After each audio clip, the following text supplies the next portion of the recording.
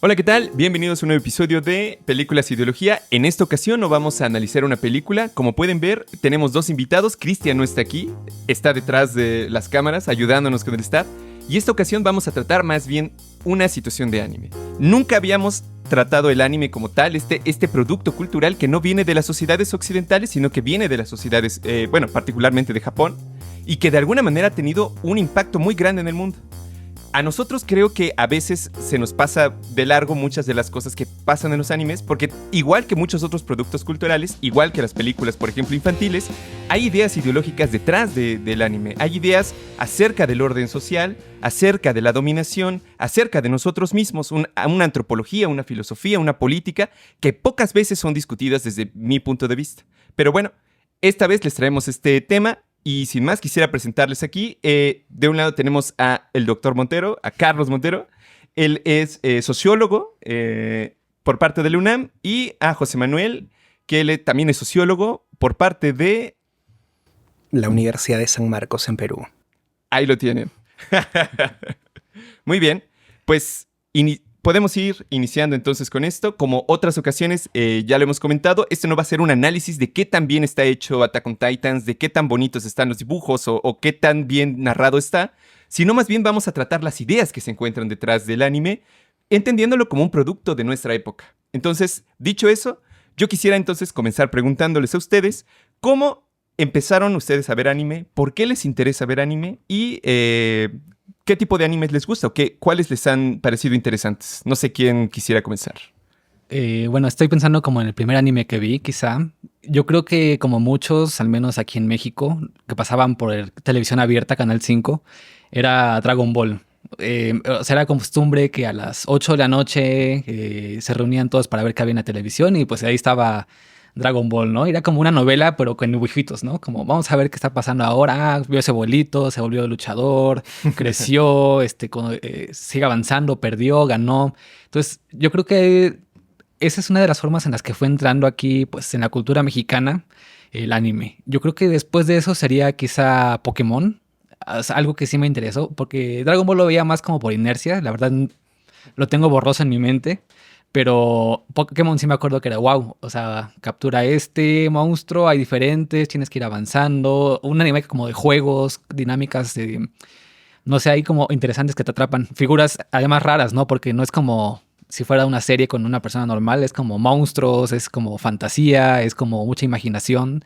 Entonces ahí pues empieza mi interés. Y yo creo que también de las mamás mexicanas, al menos aquí en México, no sé en Perú si será así, pero aquí a todos le dicen Goku. Así, tu Goku ese. O tu Sí. Pikachu. Es el Goku y el Pikachu en todas partes. O sea, sí puede ser como cualquier otro anime, cualquier otra cosa. Es como, sí, tu Goku.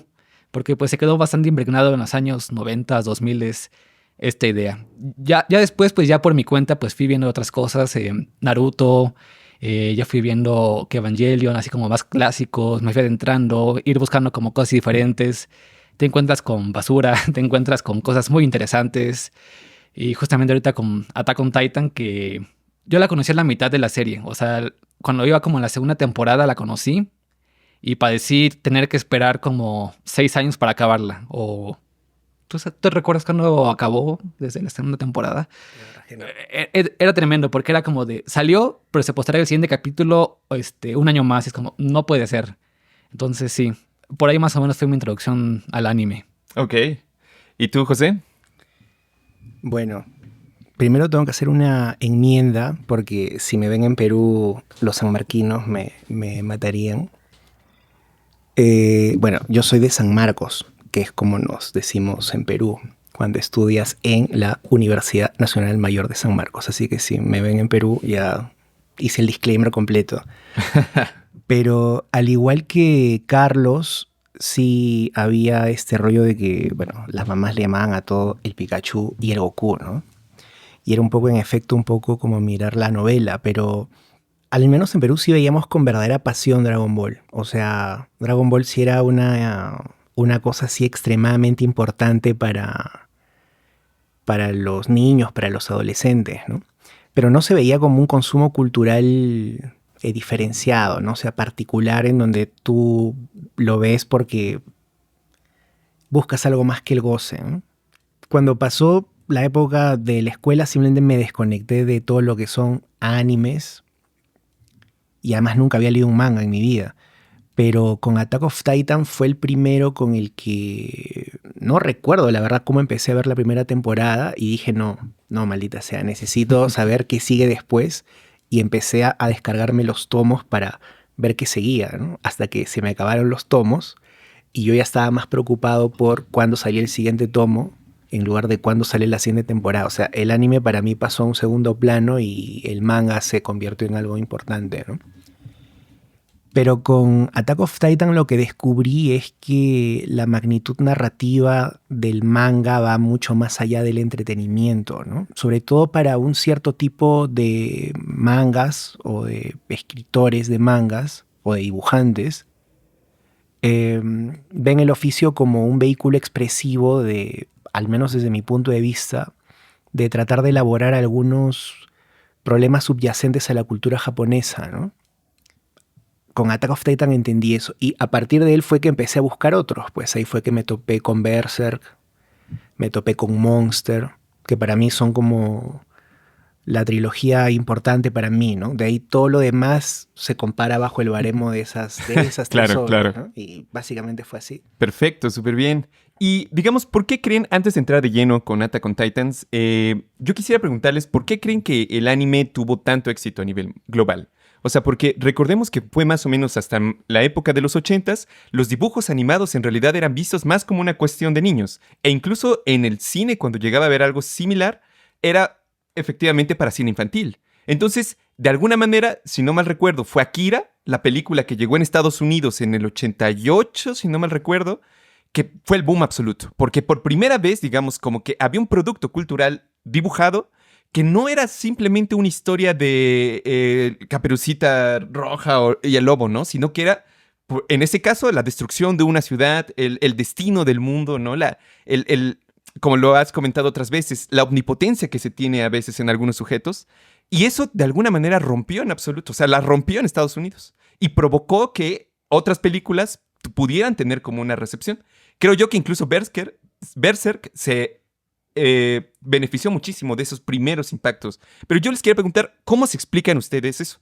O sea, ¿cómo es posible que un país tan alejado de Occidente, con una cultura tan distinta en todo sentido a muchos, por ejemplo, de Alemania o de Estados Unidos, pudo tener ese producto cultural un impacto tan grande en todos estos, en nuestros países además, ¿no? Que ni siquiera terminan de ser del todo occidentales según Huntington, pero de alguna manera nos llama también. ¿Por qué creen que se dio eso? Bueno, y ahí pues sí he estudiado, he visto como algunas cosas que mencionan al respecto, que justamente Japón sí tuvo esta política de industria cultural fuerte a finales de los años 90. Después de tener un boom tecnológico en los años 50 y 60, ya ven que tiene Philips, tiene Sony, tiene Canon, es como exportar pura tecnología, es como vamos a dedicarnos a expandir nuestras ideas. El anime me parece que es muy antiguo, desde los años 50 o 60, pero era consumo local, o sea, exclusivamente en Japón ahí estaba. Y aquí nos llegaban, pues a veces cosas muy cursis, como dices tú, Caperucita Roja. Era, no sé si lo conocieron, es como de nuestros papás, mamás. Heidi, Remy, Candy Candy, que justo eran todas estas como novelas, pues bastante rositas, como cursis, como súper románticas. Y que era, pues algo que estaba ahí, ¿no? Pues justo la caricatura para el niño o para la niña, de novedad.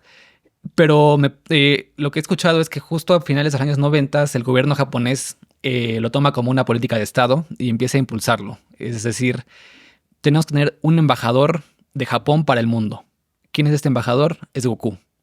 Entonces su política es, tenemos que regionalizarlo. Y no solamente fue con el anime, sino con toda su cultura. Por ejemplo, el sushi, no sé si lo saben, pero en cada país se come de acuerdo a la cultura del país. Aquí en México se le pone aguacate, se le pone chilito, se le pone a veces hasta carne, arracheras. O sea, hay cosas muy, muy locales que van en el sushi, que pues el original no es así, pero es como, es la idea principal, vamos a adaptarlo a cada país. Vamos a ponerlo pues conforme a cada quien que vaya avanzando. Como decías, con Akira en los 90s, en 80s, 90s, hay también este boom japonés en Estados Unidos y la gente estadounidense se empieza a asustar, se empiezan a decir, nos está invadiendo Japón. O sea, después de que nosotros lo invadimos en la Segunda Guerra Mundial, los vencimos, están regresando contra nosotros mediante su cultura, mediante su publicidad, su comida, su forma de vida. ¿Qué está pasando aquí? No sé si han visto Blade Runner, donde el futuro es japonés todo. O sea, todos los anuncios son kimonos, todo está en japonés, todo es como nos están invadiendo. Entonces sí estaba esta cultura, esta industria cultural bastante fuerte hacia el resto del mundo. Y aquí en México, o sea, lo que sé es que justamente lo que hacen es, hay que hacer un doblaje muy, muy amable. Un doblaje que la gente se puede decir, ay, mira qué simpático, o sea, está divertido. Ah, es como yo, mira, anda en camisetas, anda así como en calzones, o sea, es como súper divertido, pero a la vez te das cuenta que hay detalles, pues hay japoneses, los nombres tan solo es como algo diferente.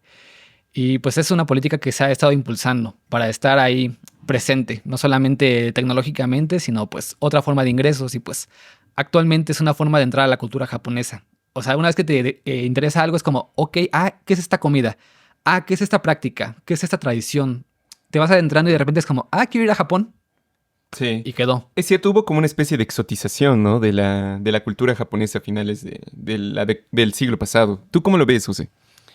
Yo lo veo un poco diferente. Yo no pienso que haya habido una deliberada campaña de promover la cultura japonesa en el mundo, ¿no? Al menos desde la experiencia en Perú, esto era una cosa así de frikis, pues, ¿no? Yo me acuerdo que tenía un amigo en el cole, en la escuela. No hay preparatorias en Perú, o sea, hay la escuela secundaria que dura 5 años. Y un día me dice, oye, vamos a ver Samurai X, me dice. ¿Qué Samurai X? Samurai X, pues es un anime ahí donde recrean la transición entre el shogunato y la nueva organización política del Japón, ¿no? Y dije, bueno, vamos, pues, ¿no? Y había un grupo de personas que había alquilado un lugar en la Asociación Peruano-Japonesa. Había alquilado como un auditorio. Habían puesto un ecran y eran 8 horas seguidas de ver Samurai X. Wow. Cada 2 horas paraban para ir al baño, comprar souvenirs, cosas así, pero yo no entendía de dónde salía eso, ¿no? Pero no es que había al menos en Perú no había una importación cultural del Japón en el sentido estricto, sino es que las televisoras, para rellenar los espacios en blanco de su programación, decían, bueno, ¿qué es lo más barato de comprar, ¿no? Dicen, bueno, compremos algo simpático. ¿Y qué es lo que había? Lo que había era Dragon Ball, pues, ¿no? Los Caballeros del Zodiaco. Pero nunca estuvieron interesados en introducir productos de ese orden que tuviesen la necesidad de tener una formación de públicos más específica, ¿no? La formación de públicos en Perú alrededor del anime, del manga, fue producto de la gente a la que realmente le interesaba. Y ese club se llama el Club Sugoi, me acuerdo. No sé qué significa Sugoi, creo que es como asombroso, como muy cool, bien, ¿no? Uh-huh. Y el Club Sugoi tenía su revista, pues, ¿no? La revista en donde publicaba una vez al mes. Estaba Sugoi y Masaka. Yo nunca me involucré con eso, pero mi amigo estaba metidazo, tenía su tarjeta de socio. Era todo muy intenso. Pero me parece que con el paso del tiempo hubo la formación de un tipo particular de gusto, ¿no? Por ejemplo, yo nunca había leído un manga, pero sí había visto, no sé, había visto Akira, había visto esta película de Mamoru Oshii, Ghost in the Shell. Ajá. Uh-huh. Y me habían parecido películas, no me parecían animes, me parecían películas, ¿no? Solamente que eran animadas. Y me parece que con el tiempo el mercado del anime fue creciendo en Perú, pero fue porque hubo la formación de un público con el tiempo, ¿no? Uh-huh. Y no es porque, al menos en Perú no era porque los japoneses estaban interesados, no, sí, queremos tener socios comerciales en el Pacífico, ¿no? No. De hecho, yo tengo la impresión de que para ellos les resulta una novedad que lugares tan distantes estén muy interesados en la manera en la cual ellos experimentan un conjunto de temas, de pasiones, porque bueno, esto es Ujú. básicamente es para japoneses. O sea, si le gustan a personas de otros lugares, bueno, cool, ¿no? Pero ellos no están pensando en un auditorio global. Me parece que no tienen en mente la idea de una especie de ecumene cultural en donde el Japón tiene un papel preponderante. Ellos están escribiendo para los japoneses, ¿no? Y eso me parece muy valioso, muy, muy, muy valioso. Bueno, dicho sea de paso, eso también pasa con el porno japonés. O sea, el Claro. porno japonés está hecho para los japoneses. O sea, si le gusta a los extranjeros, todo cool, pero me parece que Japón tiene una idea muy idiosincrática de lo que implica que cuáles son las fuentes de goce narrativo y de qué manera es que nosotros como extranjeros nos involucramos en ellas, ya es un tema secundario, ¿no? Y claro, y que además pareciera que otras partes del mundo se dan cuenta de la importancia y lo intentan replicar, pero no puede. Y pienso, por ejemplo, en Estados Unidos. Bueno, Avatar sería un contraejemplo, porque ese sí fue un anime o caricatura que sí la rompió definitivamente, pero sí que lo han intentado varias veces los gringos y pocos han logrado tener ese éxito. Yo lo relaciono mucho, o pienso yo que puede tener como también éxito, porque por lo menos me di cuenta mucho ahorita que lo vimos en Attack on Titans, que hace mucho énfasis en el individuo y en la reflexión sobre sus conflictos internos. Yo creo que por ahí va, pero si les parece pudiéramos ya comenzar directamente con el análisis de Attack on Titans. La verdad es que yo tiene muy poquito que lo acabo de ver, o sea, fue mucho tiempo, años, que mis amigos me decían, tienes que verlo, que vale la pena, que no sé qué. Y al principio a mí la verdad me daba mucha flojera porque los primeros capítulos, al menos a mí se me hicieron muy melodramáticos. O sea, en el sentido de que el personaje principal, Eren, se la pasaba llorando cada 3 escenas. Entonces, como que eso me fastidiaba un poco. O sea, como que no me gustaba justamente como este énfasis extremo tal vez en el drama del chico que pierde a su madre. Pero ya después, como lo vamos viendo en el anime, obviamente hay spoilers aquí, así que no hay... No nos vamos a guardar nada. Advertidos. Sí, advertidos totalmente. Pero bueno, o sea, ese elemento era importante. Era importante hacer énfasis en términos narrativos en ese primer momento traumático del conflicto con su madre, ¿no? Que al final tiene un giro interesante, pero no sé, a mí me costó un poco aceptarlo, pero ya después que continuó, definitivamente el tema se volvió muchísimo más complejo.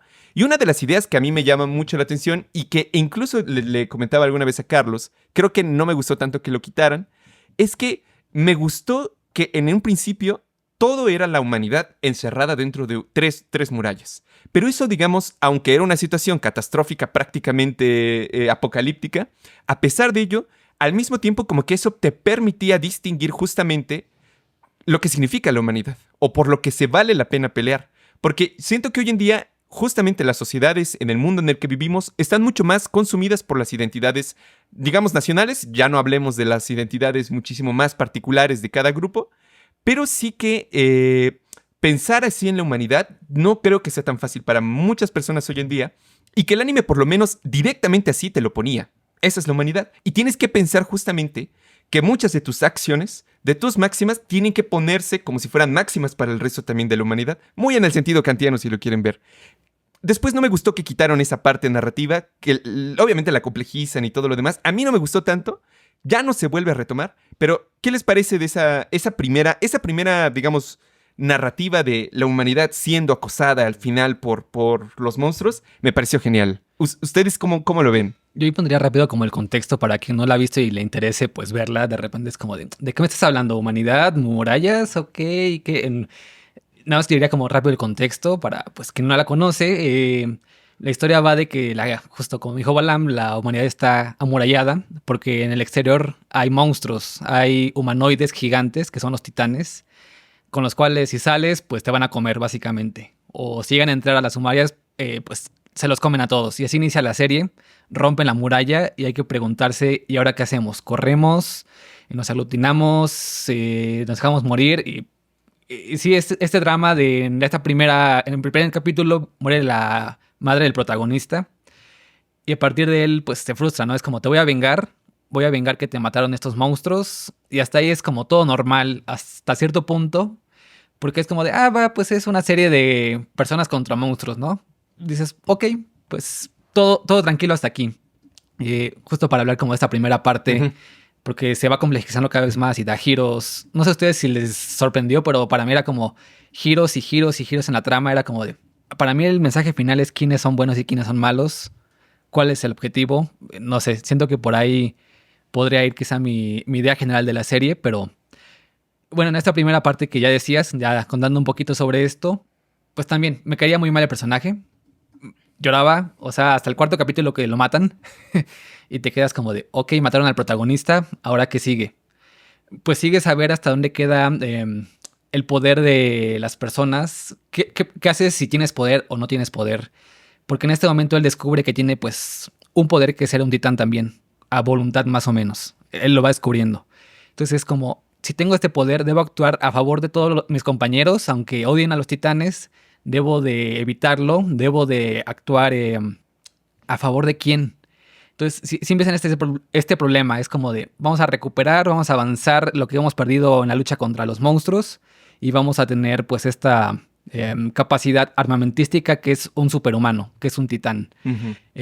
Hasta este punto todavía me parecía bastante cliché, como, ok, pues tiene un superpoder como todos los personajes quizá de caricaturas, de anime, es como, pues vas haciendo tus misiones, vas cumpliendo, pero para abordar lo que preguntaba Balan, pues sí, es una cuestión de subsumirse al resto, o sea, él acota, de hecho hay una escena donde él está frente al comandante, ¿no? Porque pertenece al ejército, en el protagonista, y es como de, tu misión es esta, te toca rifarte, no me importa si te mueres o no, eres un arma y te toca, pues, hacer lo tuyo.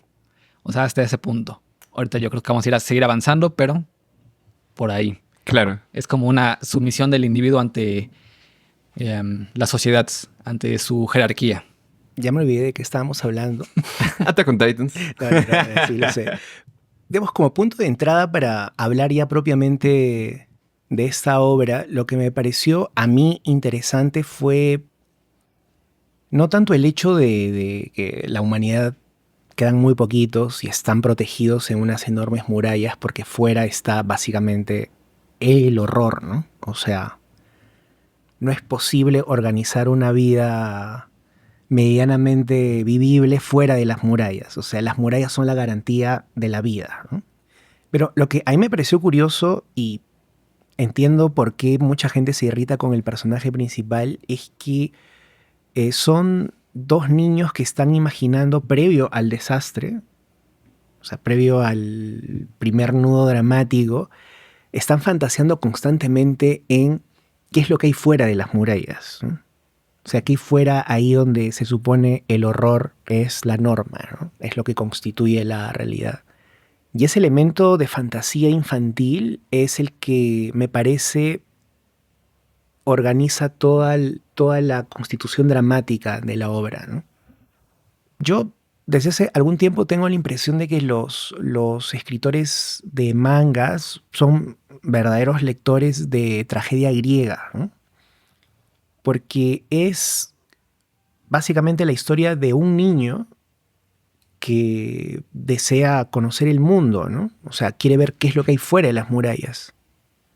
Quiere ser libre. Pero resulta que el aprendizaje de todos los arcos dramáticos es que la libertad es un imposible, ¿no? O sea, la fatalidad siempre se impone sobre nuestros deseos.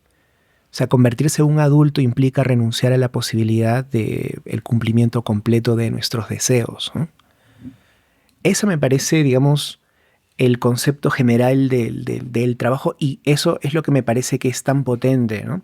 Porque los niños, o sea, toda la humanidad se ven como infantes frente a los titanes. O sea, los titanes son titanes porque entran y hacen lo que quieren.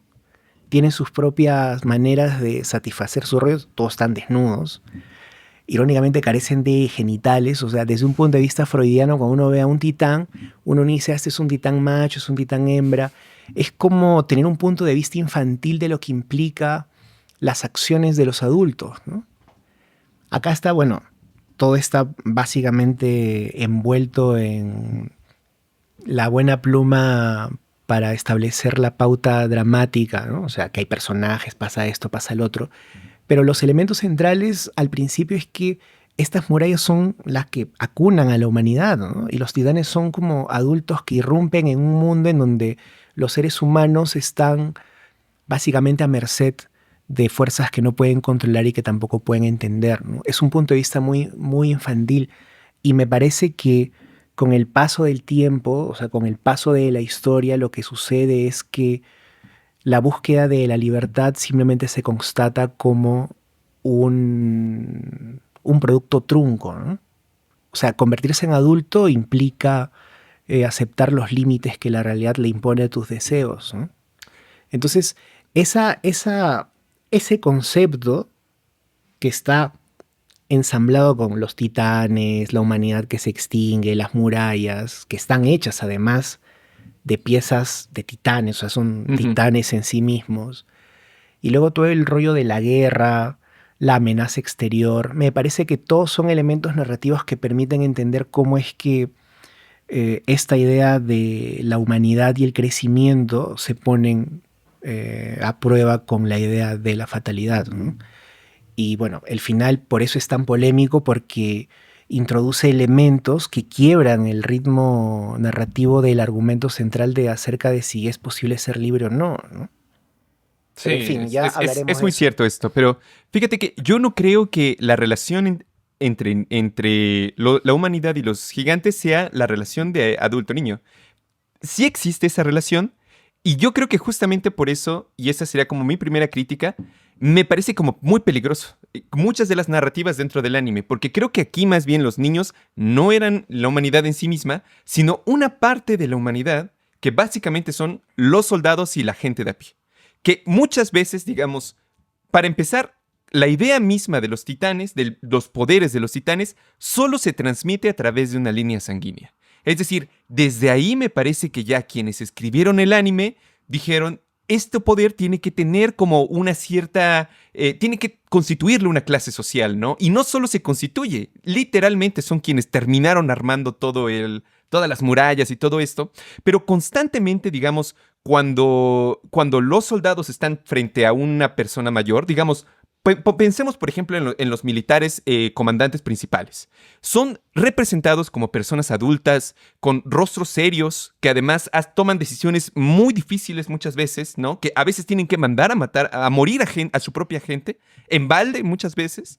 Y son representados así, como gente dura, muy, muy, muy serena. Pero por otro lado, digamos, cuando llega el soldado a pedirle, general, ya llegó, los titanes vienen, y, o sea, como que constantemente son representados de esa manera, como ridiculizados desde mi punto de vista, porque me parece que lo que tratan de transmitir es también una idea que se encuentra detrás de la sociedad japonesa, de que el orden social de alguna manera está jerarquizado, que no todas las personas tienen el mismo nivel, pese a que en el fondo todos somos humanos, como se ve justamente en ese lugar. Y por eso me parece peligroso, porque no es directo. Porque se puede argumentar, no, bueno, pero los titanes pueden pasar el poder de uno a otro, no todo es la sangre. Pero esta parte ideológica no se transmite a ese nivel narrativo, sino que se le hace en justamente muchas de esas pequeñas escenas en las que los niños son más bien nosotros, que son incapaces, nunca llegan a razonar, nunca pueden tener como una iniciativa madura, propia, tranquila, sino que eso casi siempre se le deja del lado de los dirigentes. Yo pensaría ahí justo como José Manuel, quizá, y también con lo que tú mencionas, de obedecer jerárquicamente, pues la parte de la libertad. O sea, ellos no son libres tampoco, pues, de decidir qué hacer hasta que se presente el dilema de qué pasa cuando si eres libre de poder hacer lo que tú quieres. ¿Qué pasa cuando tienes el poder supremo para destruir a la humanidad? ¿Lo ocupas a favor de los tuyos? ¿Eres libre de hacerlo? ¿Eres libre de no hacerlo aunque eso implique perder todo lo demás? Siento que también ahí tengo ahí mi duda de lo que mencionabas, José Manuel, de que al crecer te das cuenta de que hay demasiadas cosas que te imposibilitan ser libre, que te imposibilitan pues cumplir tus deseos. Eso es claro en la vida real, pero en este caso se da la posibilidad, es como de, ok, si no puedes porque hay un montón de elementos, hay gente que te odia, hay monstruos, hay un montón de cosas que te van pasando, pero ten este poder divino. Ten el poder de hacer lo que tú quieres. ¿Lo vas a ocupar o no lo vas a ocupar? Y aquí es el dilema justamente entre qué es bueno o qué es malo para hacerlo. O lo bueno es lo que me conviene o no hay bien ni hay mal. Solamente hay intereses ahí de por medio. ¿Debo asumir una moral universal o solamente propia? ¿Estoy obedeciendo a los mandos jerárquicos o o es mi propia voluntad? O sea, ya tienes como todo esto. Sí, estoy de acuerdo, pero el anime, digamos como que aparentemente los sujetos se enfrentan a ese conflicto, ¿no? El conflicto de no saberse hacerlo. Pero en el anime casi siempre la solución es o tomo mi propia decisión y soy egoísta, que es un poco lo que le pasa, digamos, a Eren cuando lo van persiguiendo los titanes y ellos van en caballos, ¿no? Y le va y le dice, no, güey, aguántanos, todavía tenemos una trampa un poco más adelante, ¿no? Bueno, digamos, casi siempre los personajes es o tomo una decisión por mi cuenta sin considerar a mi equipo, y entonces yo estoy siendo egoísta en algún sentido, pero puedo tener razón, o más bien me callo, dejo de escuchar mi propia voz y empiezo más bien a escuchar a los otros. Y si los otros me están diciendo que me aguante, a pesar de que yo estoy viendo que toda la situación está muy crítica, yo tengo que seguir. Porque de alguna manera se transmite la idea de que el principio de acción colectiva es prioritario o siempre es superior al principio de acción particular. Todas las formas de acción dentro del anime que son egoístas o particulares son constantemente castigadas por los personajes mismos. Lo hemos visto muchas veces. Cuando un militar, por ejemplo, no logró ayudar a su equipo a sacar tal situación, entonces el militar, en vez de decir, bueno, a lo mejor la estrategia estuvo mal, no, lo que dice el militar es, perdóneme, señor, yo fui el culpable, y empiezan a pegarse, ¿no? Se golpean muchas veces, se humillan muchas veces, porque es una forma de decir, bueno, yo como individuo no valgo nada o yo la regué y mi importancia es mucho menor respecto del colectivo. Y creo yo que esa reflexión está constante una y otra y otra y otra vez. Entonces, cuando tú dices, bueno, hay un conflicto de libertad, es cierto, pero me parece a mí que muy en el fondo el anime trata de implantar la idea de que a veces uno tiene que renunciar a cosas justamente porque uno tiene que disciplinarse de alguna manera respecto de la comunidad que uno vive. Por eso, justamente la lección es, tenemos que renunciar. No, o sea, no voy a poder nunca cumplir mi fantasía, mi deseo, porque tengo que, de alguna manera, alistarme con el resto de mis camaradas, de mis compañeros, por lo que estamos viendo, que eso me lleva, digamos, a un segundo punto, que es que la visión del equipo de exploración es autoritaria porque, justificándose en la necesidad de dar respuesta a la amenaza externa, imponen una estructura cuasi militar en la sociedad interna. Nunca hay posibilidad de discusión de eso. Nunca ningún personaje cuestiona esa situación. El único momento en el anime en el que logran tirar a la monarquía es solamente para implantar otra monarquía. Es decir, ellos se dan cuenta que pueden razonar por sí mismos, se emancipan al darles la independencia de pensar por su cuenta cada una de las personas, pero no ejercen esa libertad. La libertad no se ejerce en ese sentido de acuerdo al anime. De acuerdo al anime, la libertad se tiene que elegir, se ejerce cuando tú decides controlarte para que el resto del colectivo pueda seguir su funcionamiento. Me da la impresión de que por ahí va el mensaje. ¿Tú cómo lo ves, José Manuel? Bueno, yo tengo la impresión de que hay dos tipos de análisis posibles, ¿no? O sea, podemos hacer un análisis episódico si se quiere, o sea, es decir, a estos personajes les sucedieron eso, luego en esta otra parte sucedió tal cosa, y seguramente podríamos extraer de cada secuencia de episodios algunas observaciones válidas, ¿no? Pero me parece que la obra también puede ser leída como un producto en su conjunto, ¿no? En donde esas piezas apuntalan un punto de vista particular del autor de la obra, ¿no? En ese segundo punto es desde donde quiero empezar a tratar de abordar estas preguntas, ¿no? Digamos, hay un punto de vista muy a lo René Girard, en donde vemos la violencia ilimitada es el estado infantil de la humanidad, ¿no? De hecho, la manera en la cual la violencia es domesticada es, digamos, un paso adelante para que los seres humanos puedan coexistir entre sí. Pero lo que uno ve durante todo el anime o el manga es que se está en un estado constante de guerra, ¿no? Y se supone que el arma final, la fuerza omnipotente y definitiva, es la que brinda la verdadera libertad porque termina con todas las guerras, ¿no?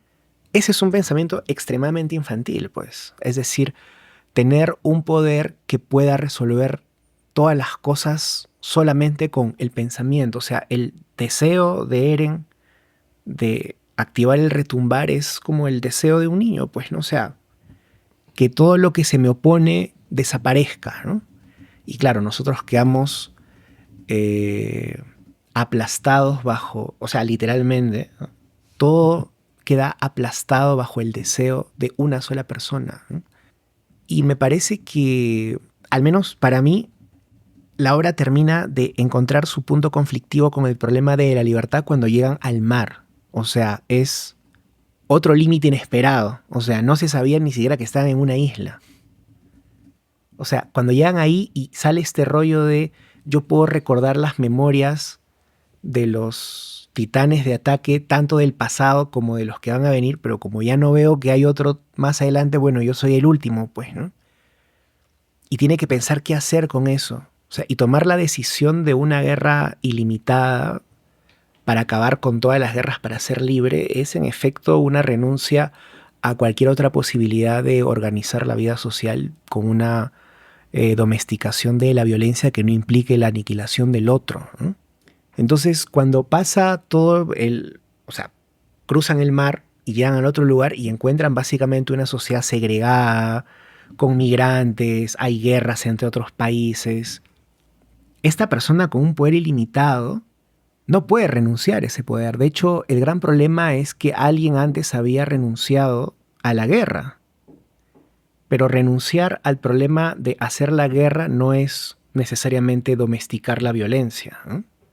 Entonces, a mí me parece que toda la obra lidia con la fatalidad de la imposibilidad de ser libre, ¿no? Sobre todo porque, al menos desde mi punto de vista, los titanes son al mismo tiempo la analogía de las armas de destrucción masiva, pero también del punto de vista de los niños acerca de los adultos, ¿no? O sea, seguramente uno puede decir, pero claro, estaban unidos por la coordenada, pues, ¿no? Todos los que compartían este vínculo de sangre están conectados. Me parece que son recursos narrativos que utiliza el autor para tratar de apuntalar, pues, la organización dramática de la obra, pero en lo sustantivo me parece que el problema es que la única solución para acabar con la violencia es la aniquilación total del otro, ¿no? Y ese es un punto de vista extremadamente infantil acerca de cómo se organiza la realidad, ¿no? En cierta medida, Eren es como un héroe trágico que tiene la posibilidad de hacer algo, pero se da cuenta que para poder hacerlo necesita renunciar a una parte de sí mismo, ¿no? Y es una renuncia que le toca a todos. O sea, ser parte de la vida social implica renunciar a la omnipotencia del pensamiento, ¿no? Y a él en ningún momento se le ocurrió esa renuncia. Y a su otro hermano dijo, bueno, ya está bien, no vamos a aplicar una violencia ilimitada contra los otros, pero mejor contra nosotros mismos, ¿no? O sea, mejor nos extinguimos nosotros. O sea, cualquier otra posibilidad frente a ponerle límites a la violencia no está contemplada, ¿no? Y me parece que el gran peso dramático de toda la obra reside en que en ningún momento la violencia es posible de ser evitada, ¿no? Qué cuestiones. Yo pensaba pues mucho de esto también como ponerlo en contexto. Quizá ahorita quizá no es tan claro, pero cuando lo ven pues son referencias a todos los grupos desplazados por su origen étnico. Me parece que es muy evidente que los que pueden ser titanes o el pueblo de los titanes son los judíos, siendo desplazados por todo el resto del mundo, siendo excluido. Y en esta idea pues también está la idea pues, de Carl Schmitt, que finalmente es la destrucción del otro, el enemigo.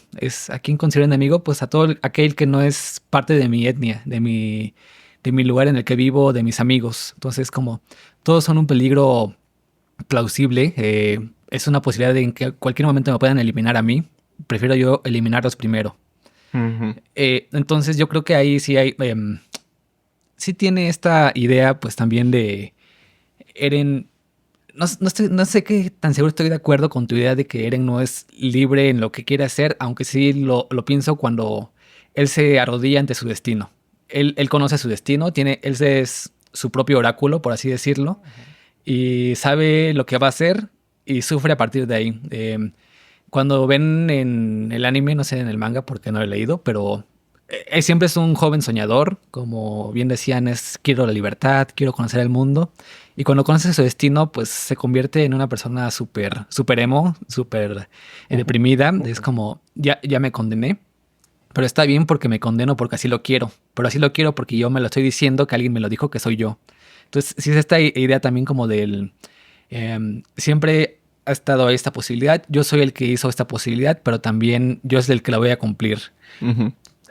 Es una paradoja finalmente, pues, porque él se está autoimponiendo esto que él está viendo constantemente. Yo creería que sí tiene esta posibilidad de libertad de Eren porque, pues, dice, finalmente esto es lo que yo quiero. Quiero que mis amigos sean libres, que los que yo quiero, aquellos con los que yo compartí, pues, toda mi vida, que ya no tengan peligros, que no tengan miedo de ser asesinados simplemente por pertenecer a un pueblo diferente. Y finalmente toma ahí la decisión de a destruirlos lo más que puedan. Si alguien quiere hacer algo contra mí, son libres de hacerlo. A ver si pueden. Entonces, sí creo que tiene esta posibilidad de poder llevar a hacer este genocidio, esta aniquilación de la humanidad como última posibilidad de conseguir esto que quiere. En este nivel, como en el nivel de la vida, de la libertad de la vida. La libertad de su propia vida, pues es como, pues creo que no, porque yo me lo impuse. Hay muchas visiones acerca de la guerra de las que podríamos hablar, ¿no? Pero digamos, la más básica es que tenemos que matar al otro. Yo me acuerdo que, por ejemplo, que la guerra trata de matar a otros. Pero yo recuerdo que, por ejemplo, cuando entrevistaban en Perú a militares que habían sido condenados por delitos contra los derechos humanos, les preguntaban, ¿no? ¿Por qué masacraste a esta comunidad? ¿No? Decía, bueno, pues porque me han entrenado para matar. O sea, yo soy un militar y me han entrenado para matar personas. Pero ese es un razonamiento muy básico acerca de lo que una persona hace en una guerra, ¿no? Es decir, que básicamente uno piensa que, bueno, soy soldado, por lo tanto, mato. Supongo que un oficial o un general mucho más avispado diría que el objetivo de la guerra no es matar al otro, el objetivo de la guerra es vencer. No es la destrucción del otro. Si es que parte del trabajo consiste en que eventualmente tienes que matar a otro, seguramente eso sucede así, pero generar la equivalencia entre la destrucción del otro y la guerra me parece un formato extremadamente básico y perjudicial de lo que constituye la guerra en sí misma, ¿no? Y me parece que si ya lo trasladamos al plano ideológico, esta idea de la renuncia a la guerra, que de hecho es parte de la constitución japonesa, es no una renuncia del deseo de la guerra. O sea, no es que ya no deseamos hacer la guerra. Es que nos inhibimos de participar en una guerra, que es algo completamente distinto. Es como una especie de castración, si se quiere. No es una cesión frente a la realidad, ¿no? O sea, no es que, bueno, yo me estoy imponiendo límites porque estoy coexistiendo en el mundo con otros, ¿no? Sino yo básicamente no estoy renunciando a un deseo, pero me estoy imposibilitando de hacerlo, ¿no? Por eso es que no tienen fuerzas armadas, porque podrían tener fuerzas armadas y igual renunciar a la guerra, ¿no? Aunque podría parecer contradictorio. Pero igual están ahí porque tienen el poder del titán Estados Unidos. Exactamente, exactamente. Entonces, estos elementos que incluyen frecuentemente el pensamiento omnipotente es lo que ponen en juego la posibilidad de razonar qué hace en nuestro mundo estos poderes a los que podríamos apelar para resolver los problemas simplemente con la aniquilación del otro, ¿no? O con la aniquilación del otro. Sí, básicamente. Pero me parece que justo el gran valor narrativo de esta obra reside en que explora el problema de la fatalidad de la guerra, ¿no? Y que esa fatalidad está hecha porque, en efecto, la realidad nos impone límites. Y todo sale muy mal porque nadie puede imaginar otra manera en el que la violencia pueda ser domesticada. Y es por eso que nos parece tan impresionante, porque de alguna manera convoca en los lectores fantasías infantiles, ¿no? fantasías omnipotentes. De hecho, gran parte de la identificación que tenemos con los personajes, con los héroes, por ejemplo, es que nos pueden retrotraer a estas fantasías infantiles en donde el solo deseo transforma la realidad, ¿no? Como un acto de magia. Claro. Pero el ir ingresando a la vida social implica que el deseo, para ser cumplido, necesita pasar por el tortuoso y largo proceso del trabajo, ¿no? Y yo sé que te encanta el tema del trabajo, y a ti también. Desde un punto de vista marxista, lo que sucede en esta pequeña sociedad que hay entre las murallas, el trabajo es lo menos importante. O sea, la supervivencia es lo único importante. De hecho, cuando se derrumba la primera muralla y todos tienen que racionar todo, hay una parte del anime que sucede bajo tierra, ¿no? O sea, es una ciudad subterránea, donde podrían haberse salvado de los titanes también, seguramente, pero no es un tema tan importante como el tema de la libertad, de la renuncia al pensamiento omnipotente y la guerra, ¿no? Bueno, a mí me parece personalmente que justamente yo creo que, como tú lo dices, no creo que lo que se muestre realmente sea una guerra como tal, sino en todo caso diría que se podría decir que es un genocidio. Porque tanto la motivación de los de la isla de Madagascar, bueno, no recuerdo ahorita. Paradise. Y los del continente, en ambos sentidos era la aniquilación del otro. Que eso es directamente genocidio. O sea, ahí no hay como política, pero también justamente tiene como esta carga, creo yo, como de deseo justamente, porque el genocidio en Alemania no tuvo ninguna especie de fin práctico, económico, no hubo beneficio de eso. Al contrario, más bien muchos recursos se perdieron en intentar la exterminación total. Justamente es más bien expresión de ese deseo irracional detrás. Pero yo creo que justamente porque no es una guerra, la visión que tienen o de lo que nos muestra también creo yo que puede ser muy criticada, porque al final me da la impresión de que la reflexión general de la guerra, bueno, los últimos momentos del anime es 15 minutos o 10 minutos de cómo la humanidad, con el paso de los siglos, se olvida que alguna vez existió Eren, se olvida de que alguna vez existieron los titanes, desarrollan tecnología y vuelve la guerra. Es decir, eso que alguna vez aparecía como por fin haber sido superado, o por lo menos haber superado un momento crucial, se olvida y de nuevo vuelve a ocurrir una y otra vez. O sea, de alguna manera me da la impresión de que esa última parte del anime lo deja muy claro. Y que también en boca de varios personajes a lo largo del anime, pero en específico al final, se da la conclusión de que el problema es el odio que existe en la humanidad. Y no sé si recuerdan, pero justamente en una de las últimas escenas, ya en ese último bastión humano que quedaba arriba de una montaña, uno de los militares dice así como, por favor, júrenlo todos, júrenlos que abandonamos el odio para siempre. De nuevo, para mí, yo creo que eso revela un poco la pobreza desde mi punto de vista intelectual de quienes escribieron eso, al momento de comprender de dónde surgen los problemas del mundo. Porque yo no creo que las guerras surjan a través de deseos. No creo que existe un deseo de guerra como tal. La guerra en sí misma, como existía en sociedades tribales, tuvo un inicio también de hace no tanto tiempo como la conocemos. Pero en particular las guerras que nos toca vivir hoy en día en la humanidad no son guerras hechas, digamos, por deseos, por odio, por cuestiones así. Son estructuras que de alguna manera fuerzan a los países a plantar guerras. Que yo no creo que, digamos, Japón tenga un deseo interno de plantar la guerra. Es que si en algún momento parece ser lo más conveniente y tienen una élite que no les importa, lo harán de nuevo. Pero de nuevo yo creo que ahí la crítica se dirige hacia el odio, se dirige hacia las personas, además, porque tiene que ver con una característica interna. Es decir, que a lo mejor cuando tú fuiste pequeño tuviste muchos traumas, pero no te preocupes porque crecerás y te puedes...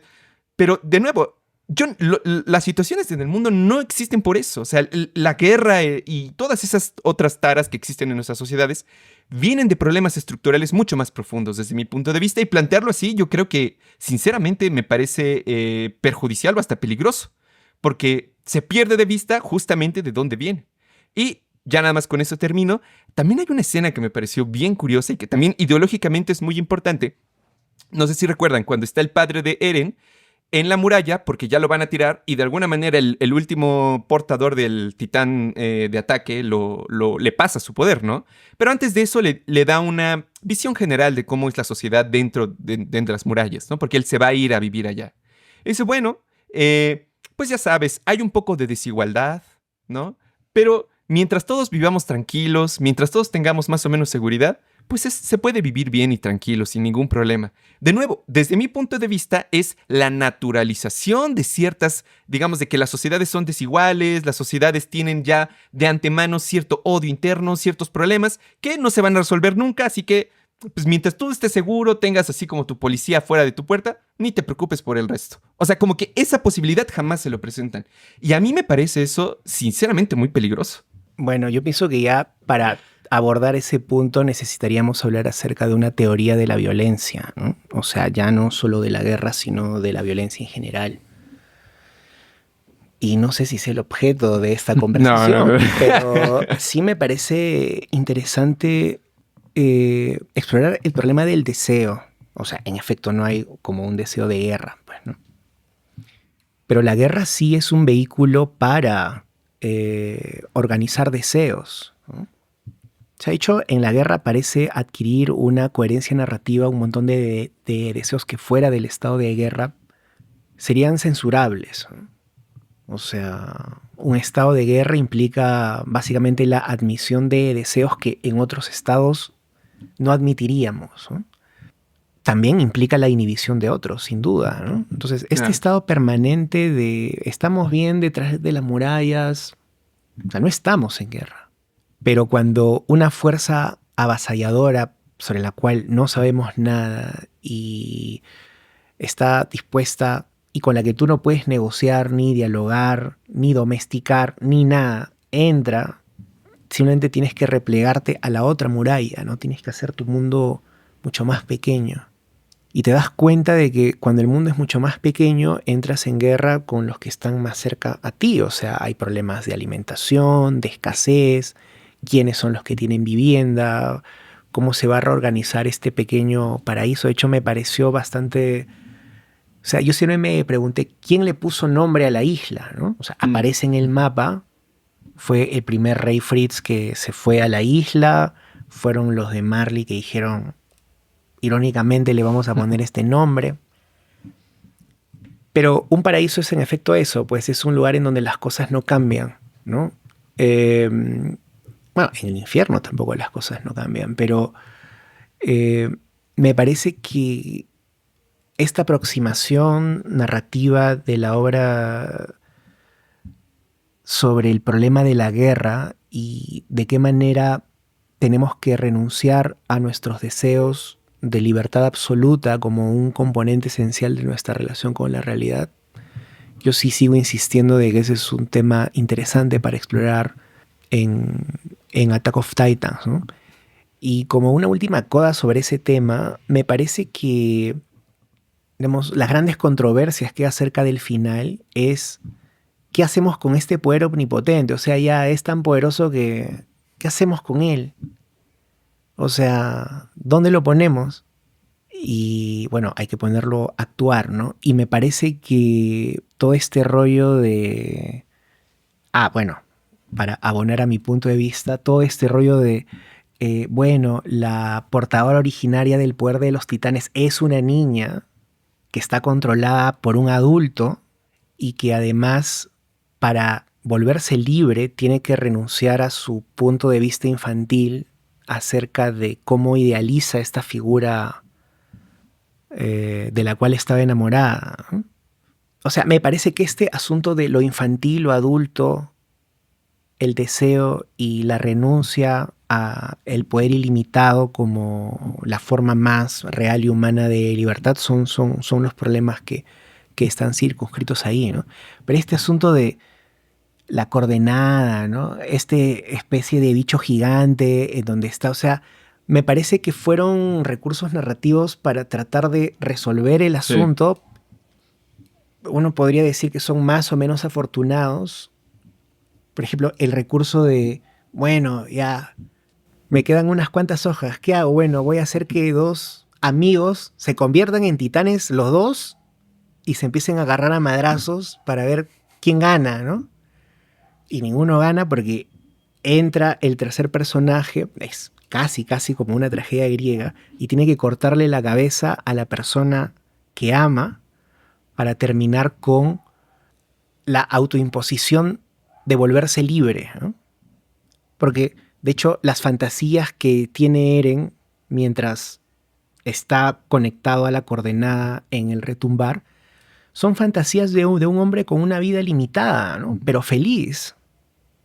O sea, vive en una casa con su novia, cortan leña, buscan comida. O sea, pero en ese sentido, ¿no te parece que, digamos, el poder absoluto podría, como tú lo dijiste, verse como la libertad, ¿no? Pero también, como por ejemplo... No es la libertad. Bueno, pero simplemente la acción sin dominación. Es decir, que uno pueda actuar libremente o sin oposición, digamos, directa. Y de alguna manera, ¿no te parece que es más bien como enseñar a que no puedes hacer todo lo que tú quieras? Porque hay un orden mayor que tú, hay personas mayores que tú, y solamente te vas a volver adulto cuando aprendas a comportarte como el resto y dejes de hacer lo que tú quieres. ¿No te parece que va un poco también en ese sentido el anime? Sí, yo creo que sí. O sea, es una obra narrativamente muy ambiciosa. O sea, no es como Dragon Ball en donde, bueno, para ir incrementando, o sea, siempre aparecen torneos y... Golpeo y venzo. Sí. Tengo Claro. que entrenar más para una técnica, no. Es narrativamente muy ambicioso. Y Estamos de acuerdo, sí. Y entiendo la dificultad que tuvo Isayama para tratar de cerrar todo esto porque es muy complicado. O sea, se metió en demasiados temas. De hecho, Kentaro Miura, que es el que escribe Berserk, bueno, ya falleció. Yo pienso que él también tenía esta dificultad para tratar de ver cómo es que el problema de la fatalidad se resuelve, ¿no? Me parece un problema muy importante porque es el modo en el cual tanto los escritores como los mangakas han tratado de resolver las secuelas de la posguerra en el Japón. O sea, igual con los kaiju, ¿no? O sea, ¿qué hacemos con todo esto? O sea, ¿qué hacemos con lo avasallante? Pero irónicamente, las fuerzas que nos avasallan también encarnan deseos de que a nosotros nos gustaría ser esas fuerzas avasallantes, ¿no? Y un componente que me parece importante en Attack of Titans es que, al menos dentro del auditorio japonés, dentro del público japonés, vuelve a tocar el tema de si la renuncia a la guerra es un deseo legítimo o si siquiera es un deseo o es una forma simplemente de castración colectiva, ¿no? Yo ahí me quedé pensando un poco como lo que decías en la escena final de que está el capitán ahí viendo que se va a acabar la humanidad por fin. Y es como de, ya no vamos a odiar en el futuro, por favor. Y también eso es como algo muy, pues, ingenuo, ¿no? Porque finalmente siempre va a haber divisiones, va a haber odios, va a haber diferentes elementos, pero el punto es qué hacemos con este odio y con este poder y con esto que puede salir de todos estos elementos. Ahorita estaba pensando también en otras series, películas, demás. Por ejemplo, en Naruto lo que pasa es que confiar el poder supremo a alguien bueno. Y él va a saber usarlo con sabiduría. Ese es el mensaje final de Naruto. Hay que evitar los odios y hay que confiar el poder de destrucción masiva a alguien bueno.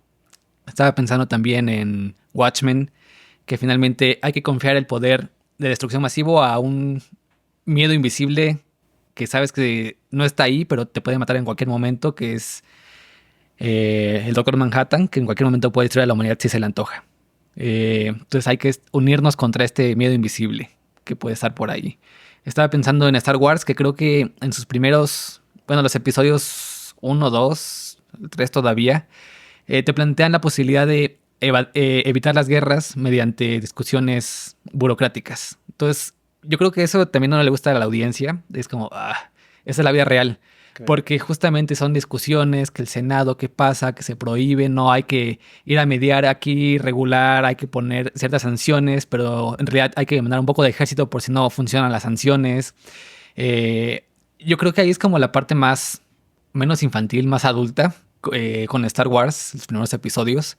Justo en qué hacemos con el problema de la guerra, con el problema de los odios, las divisiones. ¿Qué hacemos? Pues hay que intentar mediarlo mediante otras formas que no necesariamente sea matarnos descontroladamente. Que finalmente termina matándose todos ahí. Es como de no hay escape a esto que parece ser que nos dibujan como la naturaleza humana, parecería. Sí, sí, sí. Entonces, eso es algo presente y como bien decía José Manuel, finalmente parece que en todo, o al menos en muchas partes de los animes, de los mangas, de las películas japonesas, es cómo sanamos este amargo momento de la Segunda Guerra Mundial y de que fuimos las víctimas de la destrucción masiva y que también cometimos muchos errores. ¿Qué hacemos con ello? Pues hay que pasarlo a pensar, ¿no? Como de, ok, tengo el poder ilimitado, ¿qué hago? Ok, lo destruyo, lo uso, lo cambio hacia otras partes. Es la discusión. Y pues sí. Pero digamos, a pesar de eso, creo yo que termina de ser irrelevante en el propio anime, porque independientemente de la decisión de Eren, no afectó en lo absoluto las guerras posteriores. O sea, de alguna manera, la idea detrás es imposible separar a la humanidad de la guerra, es imposible separar a la humanidad de la dominación, y todo el tiempo es una repetición constante. Desde ese punto de vista, yo diría que es una visión antihumanista, porque en realidad esto no es cierto. O sea, en ningún sentido. En la Segunda Guerra Mundial, por ejemplo, cuando por fin los estadounidenses vieron que era posible hacerla y que tenían ya en su poder la bomba y lo que podría significar, una de las primeras reacciones fue: hay que darles la información a los soviéticos. O sea, que todo mundo tenga toda la información para que sepan que si lo hacen nos vamos a matar todos. O sea, que eso no tiene en absoluto sentido. Y lo que le respondieron: no, eso es una idea de gobierno mundial. No, no vamos a hacer eso, no vamos a empezar con esa clase de situaciones. Bueno, pero de alguna manera, diría yo que podría decirse desde la Segunda Guerra Mundial, pero desde antes, más bien la tendencia ha sido, creo yo, como un poco la contraria. O sea, han habido regiones de la humanidad que por fin ya no están bajo guerra. Uno, América Latina, por ejemplo. Que bueno, tenemos una guerra con el narco, hay una situación que verdaderamente es espantosa. Pero los estados, ¿hace cuánto que no se pelean entre ellos? ¿Hace cuánto que no se declaran una guerra? En realidad, es muy raro que una zona de la humanidad haya pasado tanto tiempo sin un conflicto armado. Eso, Entre estados. entre estados, claro. Pero es importante porque son los actores que hacen la guerra hoy en día. Y en Europa, por ejemplo, que tampoco, bueno, lo de Ucrania, pero la Unión Europea, digamos, como proyecto primero económico, de creación de lazos de dependencia económica, no de amistad, en contra del odio, y no, no, no. Eso fue un lazo económico puramente, pero que después permitió o está permitiendo desarrollar una parte política, mucho más interesante, diría yo. Y esa zona de la humanidad, de nuevo, ya digamos como que ha logrado liberarse de las guerras. Así los estados se aplastan entre ellos, Alemania aplastando a Grecia, pero ya no lo hacen con guerra, que eso yo creo que a veces se deja de lado o se olvida, pero para mí eso es un logro civilizatorio de proporciones gigantescas. Entonces, no creo que la humanidad sea imposible de separarse de la guerra. Más bien creo yo que cada vez nos estamos tratando de alejarnos un poco más de esa visión. Hasta cierto punto la modernidad podría considerarse también eso. Pero sí, yo siento que pensar que eso es así en el anime me deja una sensación de visión antihumanista. Yo pienso que más bien retoman pues esta idea de que toda la historia de la humanidad ha estado marcada por guerras. O sea, desde hace 3000 años que hay registros, poquito antes, ha habido, y no son continuas, o sea, no es obviamente el estado de guerra perpetuo, si no sería imposible, pero sí hay como momentos trágicos en la historia de la humanidad marcados por guerras. Inclusive así nos los enseñan en la historia, ¿no? Es como de, pues aquí invadieron, aquí conquistaron, aquí terminó la guerra y pasó el siguiente momento. Yo creo que en ese sentido sí hay esta idea como de, ok, no es para siempre. Por ejemplo, en el caso final, los últimos 5 minutos del anime te muestran que los amigos de Eren ya no tuvieron guerra. Finalmente su objetivo se cumplió. Ellos pudieron crecer y vivir en un mundo más tranquilo, sin amenazas, sin tener que pasar algo más, hasta que de nuevo vuelven las guerras. O sea, Bueno, hasta que se después. multiplicaron los seres humanos, ¿no? Porque se ha muerto el 80% de la Bueno, humanidad. Sí. O sea, sí, o sea, siento que el final es poco satisfactorio, vamos a ponerlo en esos términos, pero yo estoy completamente de acuerdo contigo, Balán.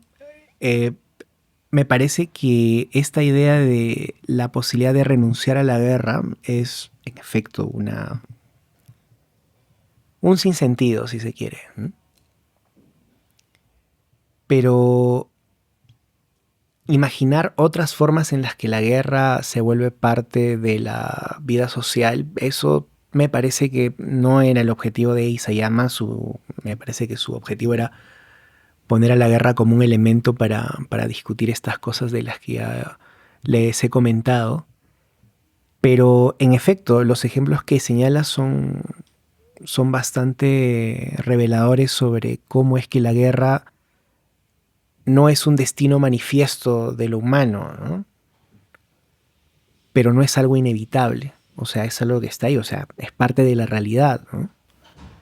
Y tu referencia a Star Wars, por eso mismo me pareció clave, porque Occidente se imagina la destrucción masiva de una manera completamente distinta.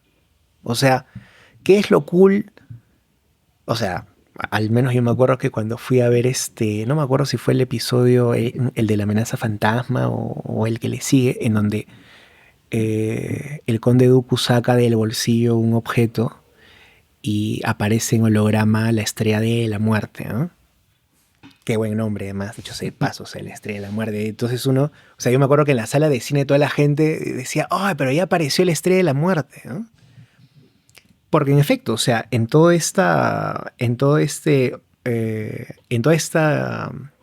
organización galáctica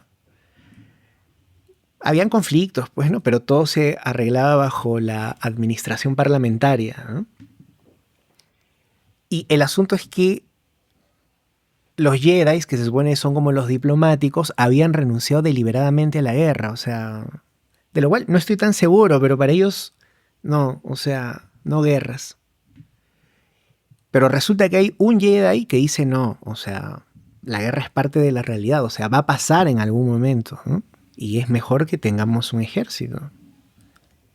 O sea, una cosa es no renunciar a la guerra y otra cosa es no querer pelear guerras. Son dos cosas completamente distintas. Entonces, bueno, ya pasa toda la trama de mandan a hacer el ejército de clones y todo.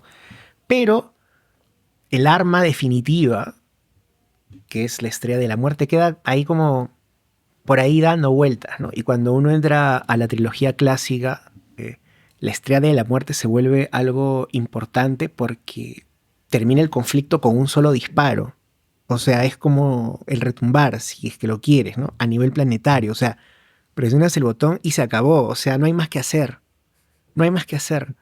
Pero desde el punto de vista americano, si se quiere, o sea, no hay siquiera la posibilidad de renunciar a presionar el botón.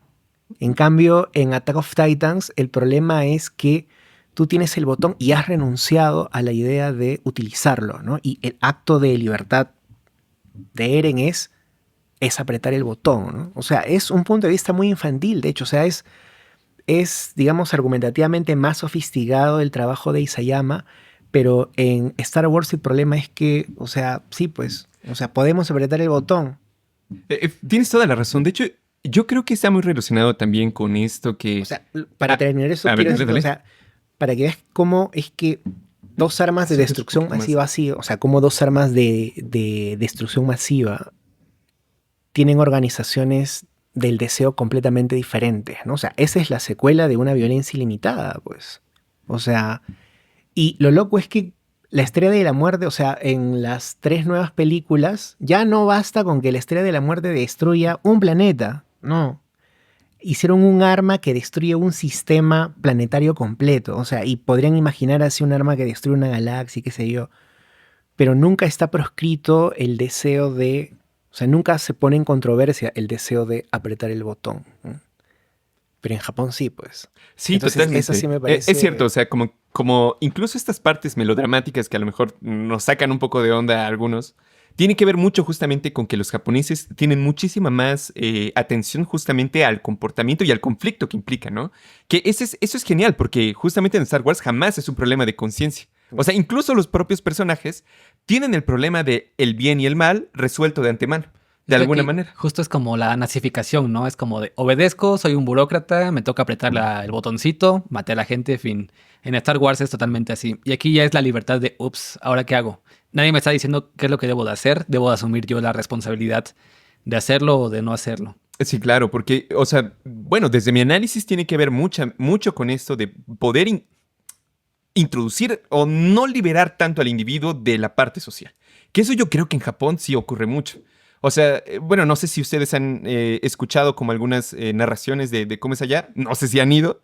Pero, por ejemplo, esta idea de que cuando vas en el transporte público no debes hacer ningún ruido. O sea, así te estés muriendo de lo que quieras que te esté dando, te está pasando un dolor horrible, lo que tú quieras, no debes hacer como movimientos en público porque eso perturbaría digamos, como el orden o la tranquilidad del resto.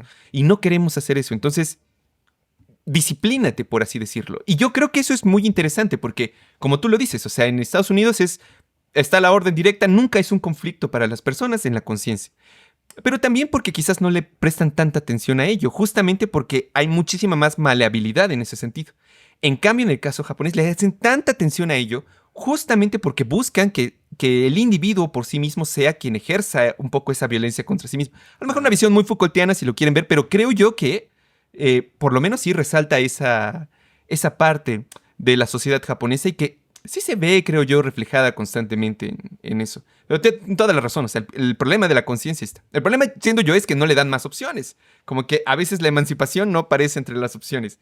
Quizás ya nada más para una de las últimas observaciones que tengo es, digamos que hay un cierto momento en la parte final en la que las y los personajes principales están sentados discutiendo cómo van a detener a Eren, cómo evitar la apocalipsis absoluta. Y entonces, digamos como que empiezan a discutirlo, intercambian opciones, después de que superan su trauma de que son de nacionalidades distintas y todo eso. Ah, sí. ¿No te pareció un poco como que forzado que ya Sí. en el avión va un poco más una misión de la ONU, ¿no? De alguna manera. Pero digamos, como que me parece curioso, yo me lo preguntaba, o sea, que no se dan cuenta que eso que han hecho, que fue ponerse de acuerdo para organizarse, ¿no? Puede ser el principio también general de las sociedades. O sea, que no necesitan al rey. Que dialogando pueden llegar a organizar a las sociedades. Pero eso, de nuevo, o sea, jamás es una opción, ni generan un comité político de por lo menos ponernos de acuerdo. Hay intentos, me parece, ¿no? Antes de que Eren rompa todo y que patalee y que mate a medio comité en Marley. Según recuerdo, había como una misión ahí como de los japoneses. No sé, ¿recuerdan el nombre? Sí, cierto. Los Azumabitos. Sumavito. No, bueno, tú lo tienes súper presente. Justo ellos querían como tener pues diálogo más comercial, como vamos a entendernos mediante el dinero, que es lo importante, vamos a entendernos mediante relaciones pues tranquilas. Vamos a llevar la fiesta en paz, por favor. Ya, llévense bien entre todos. Paradis es como un lugar con muchos recursos, Pero es lo que importante. los intereses se impongan a las pasiones, ¿no? Básicamente. Claro, pero después llega Eren y rompe todo. Es como de, me vale, yo pongo mi plan, es lo que voy a hacer y a ver si me siguen o no. Es cierto, muy curiosa esa autovisión de los japoneses en sí mismos, ¿no? Frente al conflicto interno como un tercero que medio ayuda a los excluidos y tiene tecnología, pero quiere la paz. O sea, sí es realmente una puesta en escena de su drama. Sí, hiciste un apunte muy bueno acerca de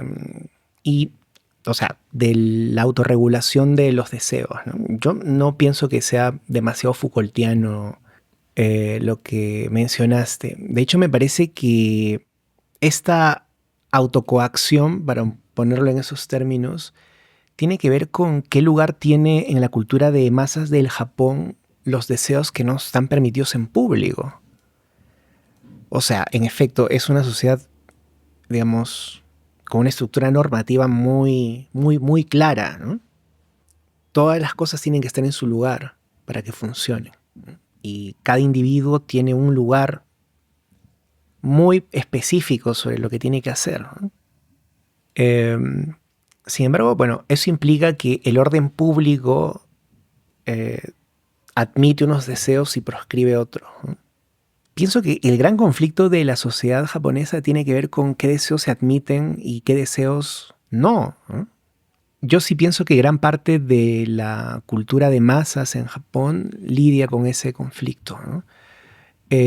Por ejemplo, el universo de superhéroes en Norteamérica, los superhéroes, bueno, hay de todos los tipos, pues, ¿no? No soy un experto y tampoco deseo serlo, dicho sea de paso. Marvel. Sí, pero el asunto es que los superhéroes, o sea, siempre tienen una relación con el gobierno. O sea, eventualmente es el rollo de sí, tenemos superpoderes, pero está el gobierno. Pero somos trabajadores del Sí, Estado. o no, ¿no? O sea, O, hay o- ese o privados con los que sí, tenemos sí, convenios. exacto. O son privados con los que hay que negociar, De pero hecho, sí hay un conflicto ahí como, o sea, en el cómic de Civil War, sí, en la claro. película es como X, pero ahí es como justo somos paramilitares, somos ejército o somos... Somos privados. Sí, Y somos nuestros derechos empresarios. laborales Sí, sí. y la seguridad social, claro, Sí, yo somos también contratistas hubiera. del gobierno. Pero en Japón eso no existe. O sea, de hecho, el Estado no se o sea, el Estado no es el punto de partida para pensar la sociedad en el Japón. Irónicamente, en Estados Unidos sí. O sea, el Estado federal y seguramente también la organización estatal para cada uno de esos estados es el punto de partida para pensar la organización de la sociedad. Pero para el Japón eso no es así. O sea, no es que el Estado es el punto de partida para pensar la vida social. Pero al mismo tiempo eso presenta varios problemas distintos respecto a qué es lo que establece el punto de partida para determinar cómo es que está organizada la sociedad japonesa, ¿no?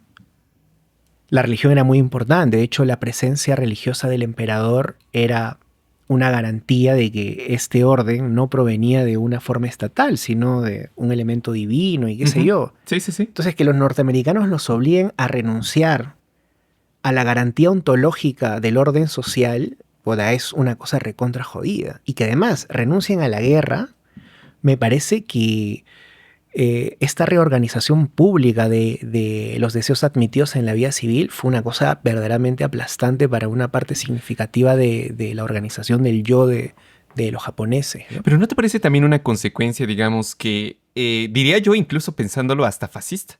O sea, el hecho de que ellos, o que en Japón, como tú dices, que todavía existe la figura del emperador, que tiene un ethos similar, creo yo, al de la reina en Inglaterra.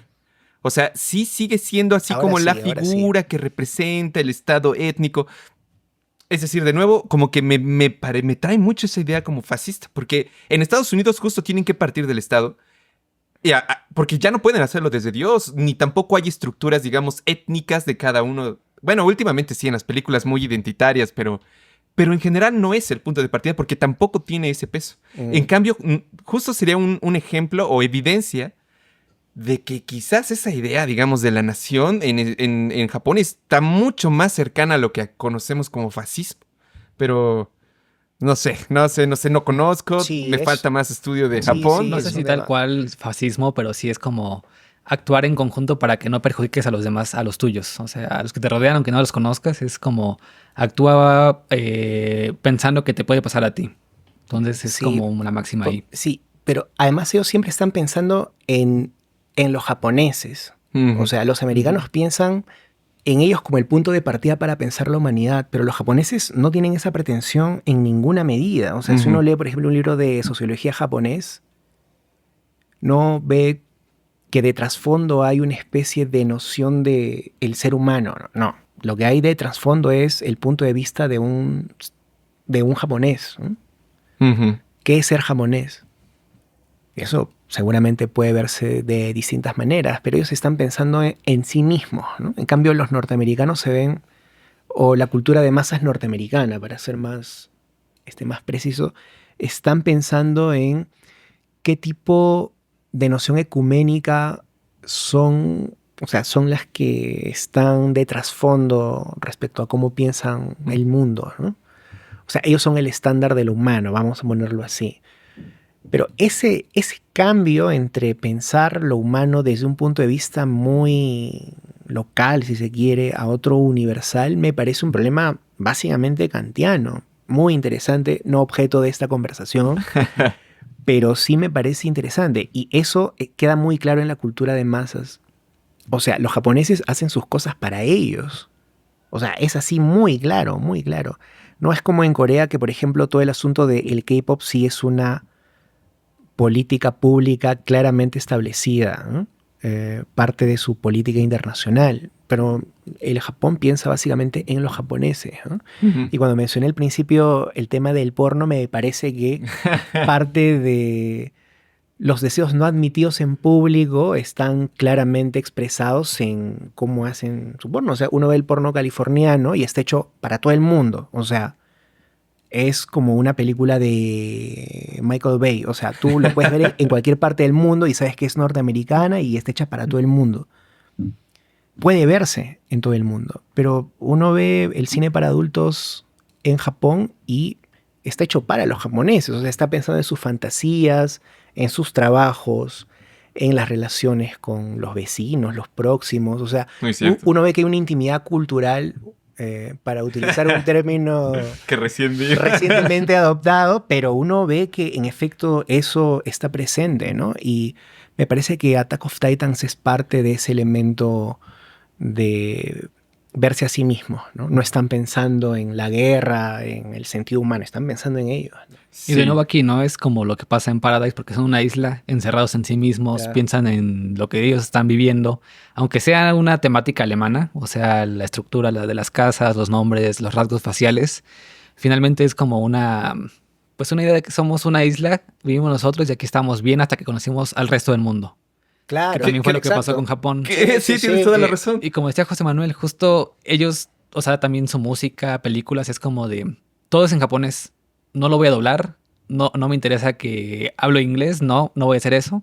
A diferencia como justo con el Hallyu, la ola coreana, que es todo en inglés, es todo con moda internacional, ya Ujú.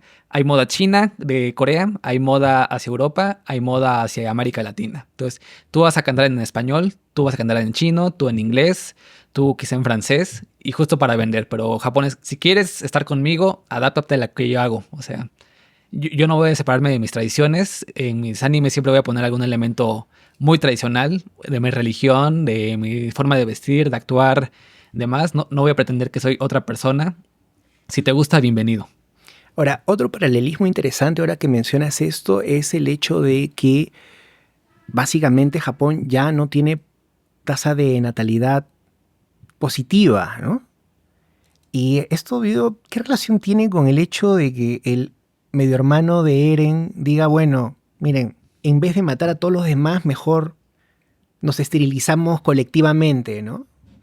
Sí. O sea, mejor vamos a desaparecer en algún momento, ¿no? Y bueno, ya el mundo estará más en calma. Obviamente no es así porque todos los demás están en guerra. Que parece que eso se inspiraron en Fujimori o algo así para Totalmente, escribirlo. totalmente. Bueno, el público peruano sabrá que, bueno, el 11 de septiembre falleció Alberto Fujimori, ¿no? Que en efecto tuvo una política de esterilizaciones masivas, o sea, más de 300.000 mujeres en el Perú fueron deliberadamente esterilizadas, ¿no? O sea, es como la lenta y silenciosa muerte de una parte de la población, ¿no?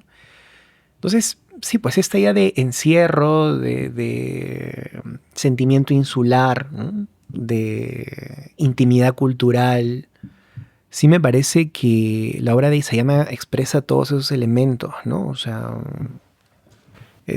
y me parece que gran parte, y vuelvo a repetir, de la cultura de masas en Japón tiene esos elementos, ¿no? Algunos hacen énfasis en cosas que sí me parece que tienen un valor narrativo mucho más global, si se quiere, ¿no?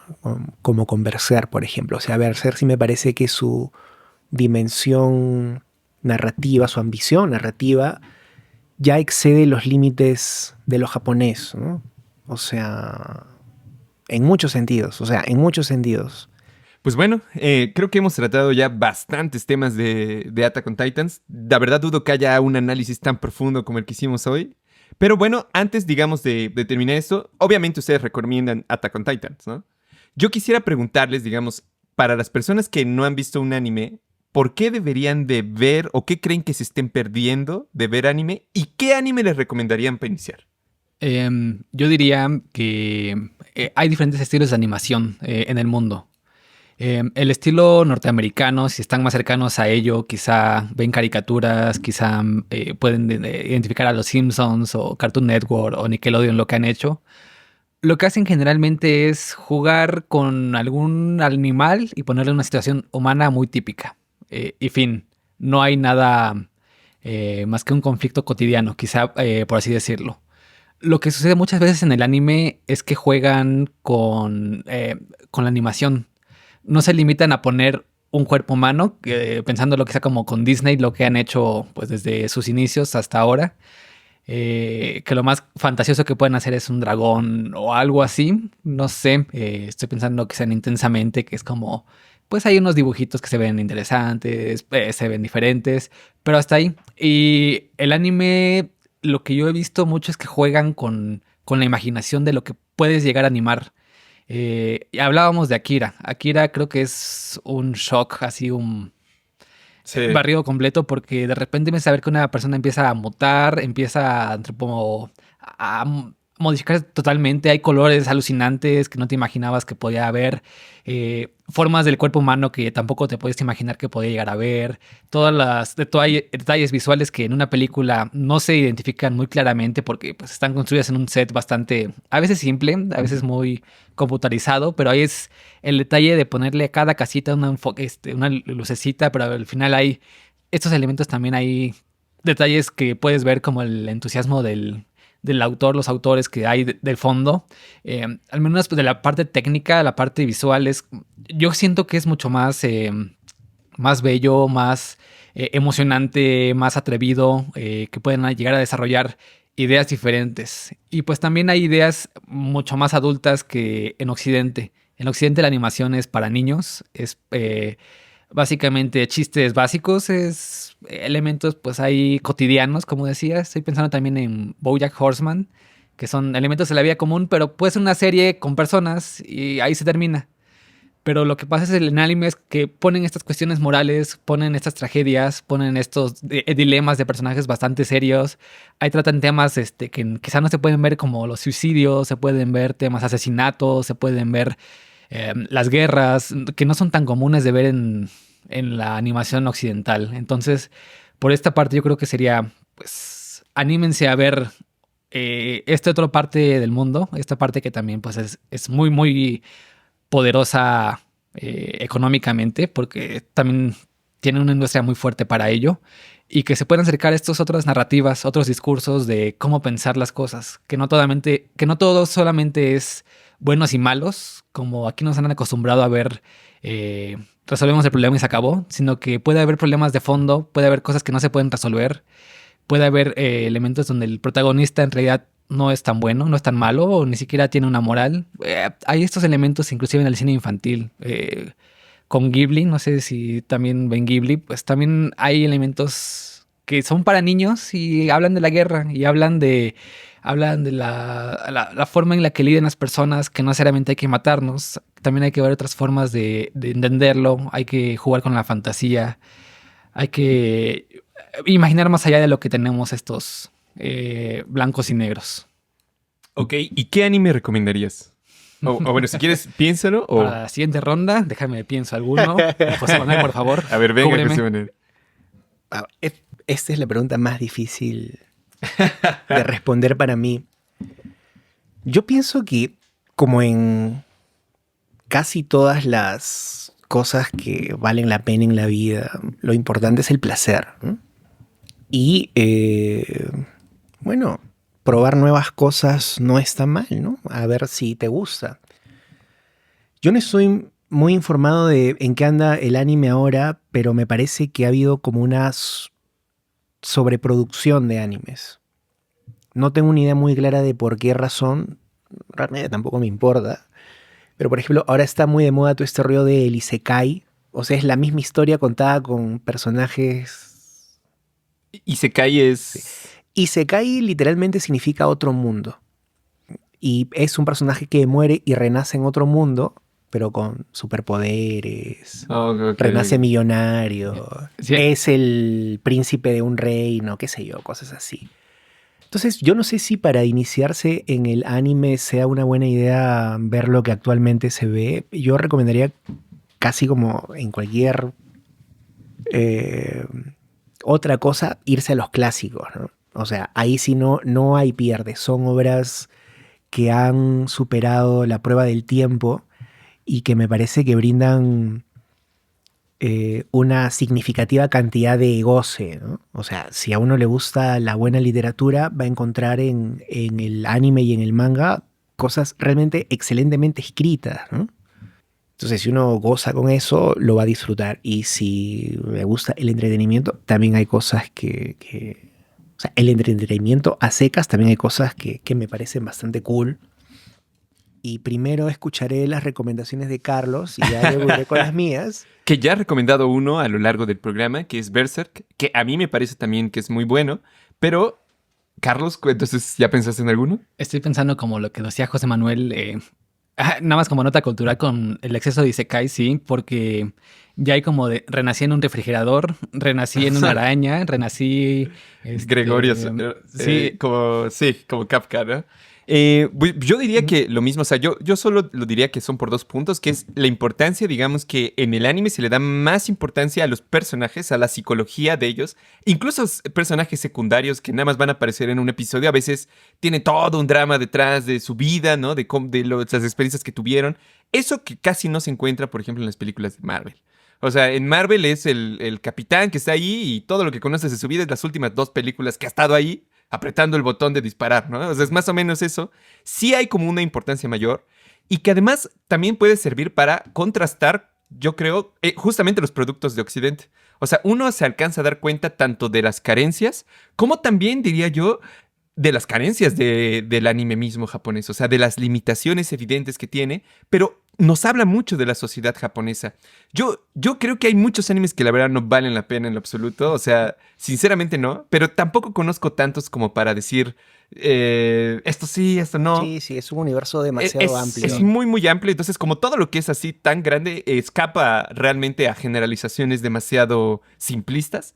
Pero yo diría que yo recomendaría de Estudio Ghibli, Nausicaa del Valle del Viento. Creo que es una película que a mí me gusta mucho. Visualmente me parece genial.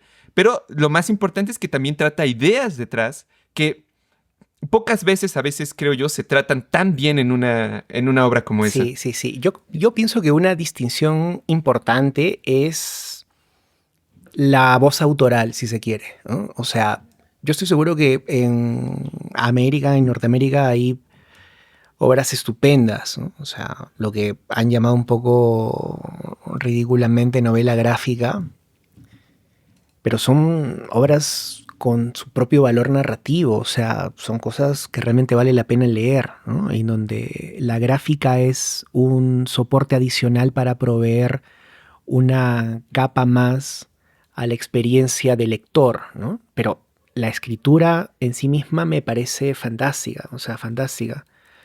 O sea, por ejemplo, cuando yo leí Watchmen, Mm. eh, Temor, ¿no?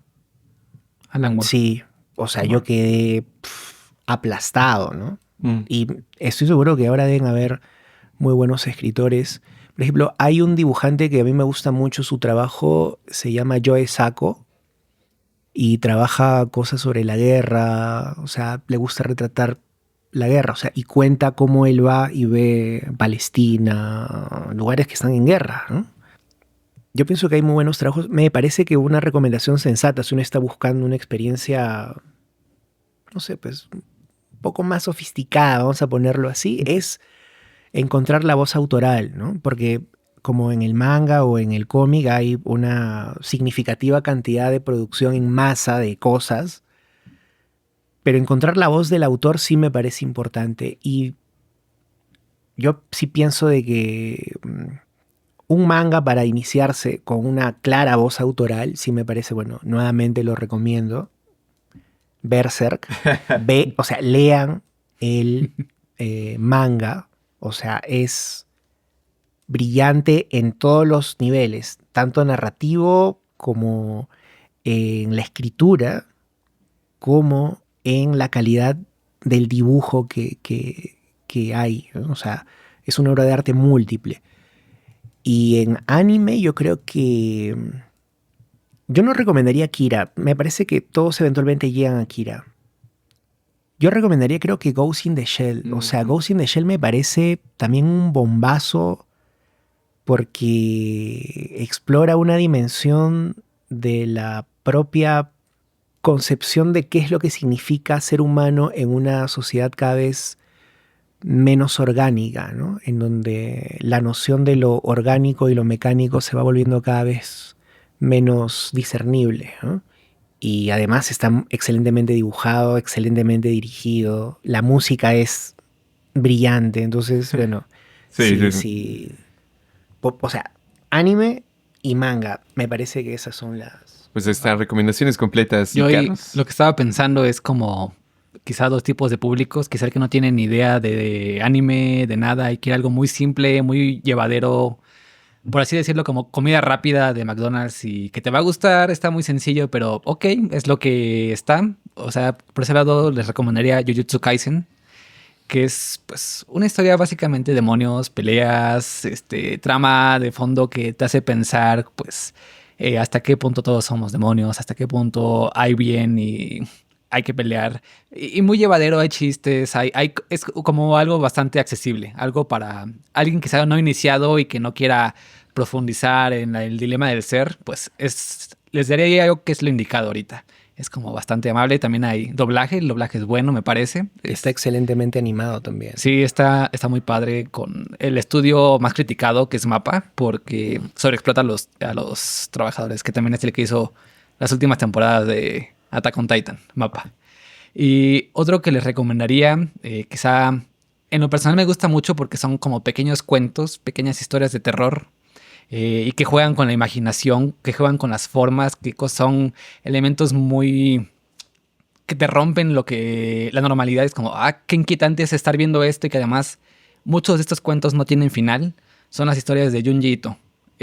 Lo que hace él es justo ponernos pequeñas historias no conectadas, antologías sobre problemas de terror de una persona, como un ejemplo, alguien no puede dormir. ¿Y qué pasa si alguien no puede dormir nunca?